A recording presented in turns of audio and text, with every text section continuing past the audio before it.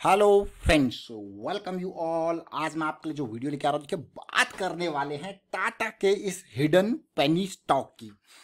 पैसा डबल, बिल्कुल डबल, लेकिन इम्पोर्टेंट पार्ट यहाँ पे जो सीखने वाला है वो ये है, जब हम किसी भी स्टॉक को आपके लिए जब लेके आते हैं तो देखिए हमेशा बात करते हैं रिस्क मैनेजमेंट की।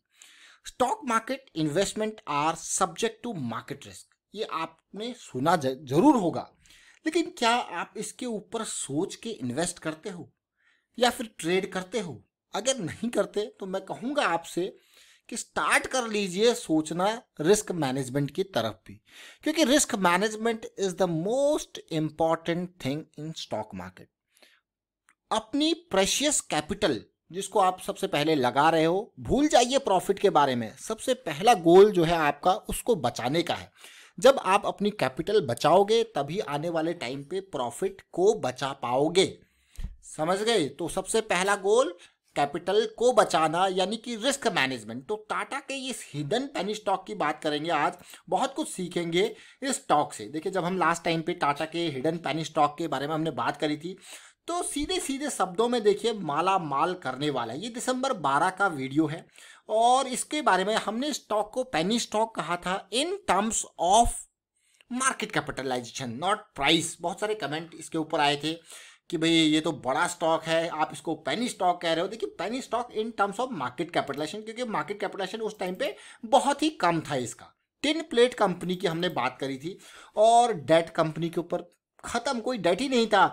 पी कंपनी की अगर मैं पी रेशियो की बात करूं तब की तो बिल्कुल थी ही नहीं, क्योंकि अब प्राइस डबल हो चुका है। अर्निंग पर शेयर बहुत अच्छा था इसका, अर्निंग पर शेयर अच्छा था और मैं कहूँगा डेट कंपनी के ऊपर ना के बराबर था। फंडामेंटली स्टॉक में वैल्यू दिख रही थी और ये आप देख सकते हो, और डिटेल में मैं आपको लेके जाऊंगा तो ये देखिए। और क्यों ये स्टॉक हमारे सामने आया था, अगर आप इस दिसंबर 12 की वीडियो को देखें, मैं डिस्क्रिप्शन में आपको लिंक जरूर दूंगा और ऊपर आई बटन पे भी क्लिक करके आप देख सकते हो। मैं आपको यही कहूँगा कि इस वीडियो को देखें तसल्ली से। क्यों ये कहूँगा कि इस वीडियो को देखें? क्योंकि यहाँ पे हमें जो ये स्ट्रक्चर देखने को मिला था, यानी कि जो प्राइस एक्शन देखने को मिला था, वो बहुत इंपॉर्टेंट था।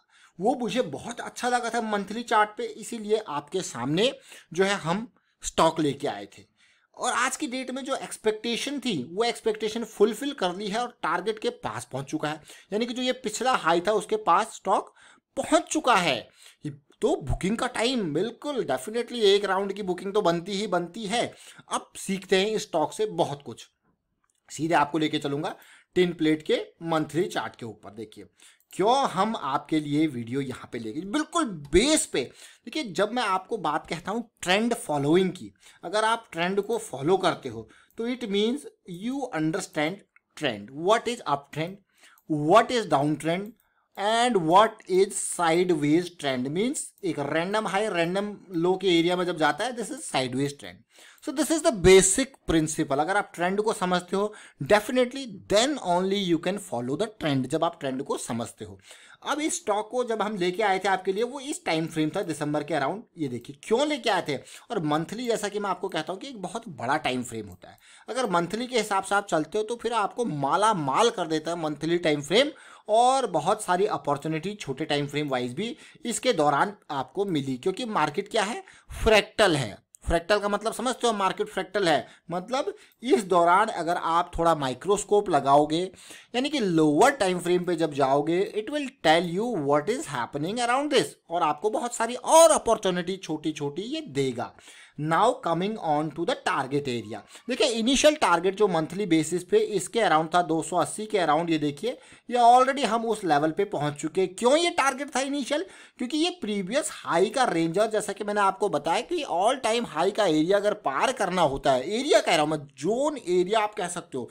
देखिए क्या चाहिए, कंसोलिडेशन, करेक्शन और काइंड ऑफ पुल बैक चाहिए होता है। तो आप देखिए, आप कहोगे हाँ यार एक टारगेट तो यहाँ पे अचीव हो गया, बढ़िया टारगेट है ये छोटा नहीं मोटा टारगेट मैं कहूँगा। और ये ऑलमोस्ट तब हम आपके लिए वीडियो लेके आए थे 140 से 145 की रेंज थी, और ये मान के चलिए आपका पैसा डबल कर दिया इसने तब से लेके अब तक, यानी कि 7-8 महीनों के अंदर आपका पैसा डबल। आप कहोगे वाह मजेदार situation. Now coming on to the important part, मैंने लाइन चार्ट यहाँ पे ड्रॉ कर दिया। क्यों ड्रॉ किया लाइन चार्ट? अंडरस्टैंड। देखिए, एक मैं कहूँगा आपसे कि अगर आप समझना चाहते हो प्राइस एक्शन को, तो सिंगल टाइम फ्रेम कैंडल में क्या होता है, थोड़ा सा नॉइज भी आपको देखने को मिलती है, जो विक्स एंड ऑल दिखते हैं। जब आप रिमूव कर देते हो उन सारी चीज़ों को तो एक क्लियर लाइन चार्ट आपको देखने को मिलेगा। ऑल्दो आरएसआई भी क्लोजिंग प्राइस के ऊपर कैलकुलेट होता है और लाइन चार्ट भी क्लोजिंग प्राइस के ऊपर कैलकुलेट होता है, तो आप देखोगे जो स्ट्रक्चर है वो almost similar kind of situation आपको देखने को मिलेगी। ऑल्दो आरएसआई की रेंज जो है वो 0 से 100 है, तो वो अप डाउन आपको देखने को मिल सकता है। बट देखिए ओवरऑल पिक्चर को जब आप देखोगे आरएसआई और इसको, आप कहोगे हाँ यार almost similar kind of situation है। और जैसा कि मैं कहता हूँ, जब स्टॉक 90 के अराउंड चला गया, वो भी मंथली में, जैसे अभी के टाइम पे आप आईटी सेक्टर के स्टॉक्स को देख रहे हो, तो those are over valued as per the time frame. और इसको भी आप देखिए कहाँ तक गया, जब कहते हैं ना कि बबल क्रिएट हो गया, तो इट मीन्स वो बड़े टाइम फ्रेम, छोटे टाइम फ्रेम तो छोड़िए, बड़े टाइम फ्रेम वाइज भी आसमान पे पहुंच जाते हैं, तो रिस्क लेवल बढ़ जाता है इन्वेस्टमेंट का। इसका ये मतलब नहीं वो स्टॉक दूर नहीं जा सकते, they can go far far far, but तो फ्रेश इन्वेस्टमेंट का रिस्क बढ़ जाता है। इसीलिए हमेशा ध्यान रखें, कभी भी 90s के अराउंड के आरएसआई पे जाना मतलब रिस्की एरिया। फ्रेश इन्वेस्टमेंट छोटे टाइम फ्रेम वाइज आप कर सकते हो, क्योंकि एट दैट मैं कहूँगा उस टाइम फ्रेम वाइज आपका रिस्क जो होगा वो कम होगा। अब देखिए इस पार्ट को जब आप समझोगे, आप कहोगे क्या क्या बना दिया, आप कहोगे यार ये तो kind of head and shoulder बनाया इसने, देखिए है ना रिवर्सल, मज़ेदार। आपको वाह, कहीं कहेंगे इसको ये भाई क्या बना दिया, वाइकॉफ की स्प्रिंग बना दी, रीटेस्ट बना दिया, कंसोलिडेशन बना दिया, यानी कि SOS sign of strength.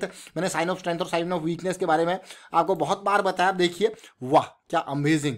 Now अगर मैं इसी चीज़ को किस पे देखूँ, जरा वीकली पे देख लेते हैं इसी चीज़ को, जरा सोचिए। वीकली पे वो टाइम फ्रेम था ये वाला, यानी कि एक काइंड ऑफ मैं कहूँगा दिसंबर की स्टार्टिंग की अगर बात करें तो ये एरिया था 145 का एरिया, जो कि एक कुछ ही वीक्स का कंसोलिडेशन। और अगर बात करूँ जिसको मैं कहता हूँ, क्या कहता हूँ जिसको, SOS यानी कि साइन ऑफ स्ट्रेंथ, बिल्कुल वैसे ही दिख रहा है ना ये। अब जैसे कि मैंने कहा मार्केट क्या होती है, fractal, and now you can just see this impulse. And in weekly chart आप देखियो क्या क्या बने भैया, ये क्या बना, स्प्रिंग। आप कहोगे वाह यार, इसको आप रिवर्सल भी कह सकते हो। जैसे हम कहते हैं भाई ये स्ट्रक्चर ब्रेक हुआ, ये काइंड ऑफ एक हायर लो बना, फिर जंप, फिर देखिए higher low, higher high, jump. देखिए देख रहे हो आप इस पार्ट को, समझ रहे हो, देखिए एक ही चीज़ है, फॉर्मूला हमारे लिए एक ही है। प्राइस एक्शन क्या है, series of higher high and higher low. देख रहे हो पार्ट को, मतलब बेसिक कॉमन है, कोई नई चीज़ नहीं, बेसिक कॉमन है। और यही चीज़ आपको हर जगह देखने को मिलेगी। यही ट्रेंड को तो समझना है। इस ट्रेंड को जब आप समझ गए तो ये अपॉर्चुनिटीज आप ग्रैब करते चलिए, और ये आपका रिस्क मैनेजमेंट। और अगर आप पिरामिडिंग करते हो, पिरामिडिंग मतलब आपने ट्रेंड को समझ लिया, अब अगली करेक्शंस पे आप पोजीशन साइज इंक्रीज करते जा रहे हो, तो ये पिरामिडिंग आपकी हो गई।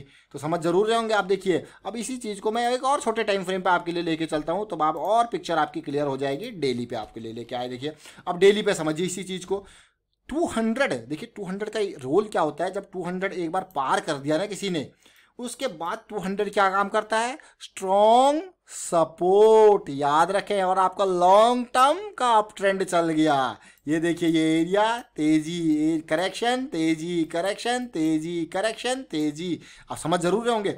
अब इन बिटवीन आप जैसे कि इस पार्ट को देखोगे, देखिए ये इंस्टीट्यूशनल मार्केट स्ट्रक्चर की जब मैं बात करता हूँ ना, इंस्टीट्यूशनल, ये देखिए ये बहुत इंपॉर्टेंट पार्ट होते हैं। ऑल्दो आप इनको कह सकते हो failure swing, non failure swings इनको कह सकते हो, रिवर्सल्स इनको देख सकते हो। ये डाउ थ्योरी के हिसाब से बहुत बहुत अच्छे से डाउज ने समझा रखे हैं। देखिए ये देखिए, तो इंपॉर्टेंट पार्ट, इससे आपने क्या सीखा, देखिए स्टॉक बड़ा हो या छोटा, कोई भी स्टॉक, कैसा भी स्टॉक क्यों ना हो, जस्ट उसको समझिए, ट्रेंड को फॉलो कीजिए, आपको बहुत सारी अपॉर्चुनिटीज मिलेंगी। और जो मैं आपको कहूँगा, ये पार्ट आप देख पा रहे हो यहाँ पे, ये देख रहे हो ये किस तरीके से हमने लास्ट टाइम पे आपके लिए वीडियो क्रिएट करके बहुत ही डिटेल में, बहुत ही बारीकी से इन चीज़ को समझा के आपको बताया था भैया ये एरिया धीरे धीरे पार हो रहा है और बड़ा लंबा ये स्टॉक जाने वाला है, इसीलिए तैयार रहें। अगर ये करेक्शन थोड़ा और नीचे आ जाती है 140 की रेंज में, तो मज़ा आएगा और ये धमाका आपके सामने होगा। और बिल्कुल उसी तरीके से ये स्टॉक ने पाथ को फॉलो किया और बेहतरीन तरीके से रन दिया कि नहीं दिया। देखिए अब इन सारी चीज़ों में होता क्या है, इन सारी चीज़ों में जब एग्जीक्यूशन की बारी आती है ना, तो वहाँ पे प्रॉब्लम होती है।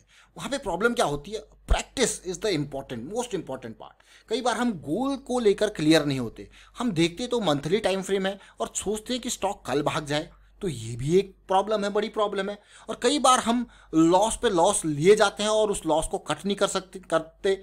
और लॉस को तो अवॉइड करना है हमें, लॉस को तो दूर भगाना है। देखिए, प्रॉफिट सेकेंडरी है, लॉस बड़ा नहीं होना चाहिए। लॉस बड़ा क्यों नहीं होगा? अगर आपका रिस्क मैनेजमेंट प्रॉपर है तो कभी भी आपको बड़ा लॉस नहीं होगा। छोटा लॉस जरूर होगा लेकिन बड़ा लॉस नहीं होगा, क्योंकि आपका पोजीशन साइज ही आपके रिस्क के हिसाब से है। तो चलिए फिलहाल वाइंड अप करता हूँ इस वीडियो को। उम्मीद करता हूँ समझ में आपको जरूर आएगा। वीडियो अच्छा लगा तो शेयर जरूर कीजिए और प्राइस एक्शन सीखते रहिए, सिखाते रहिए और प्रैक्टिस करते रहिए। Thank you for watching the video.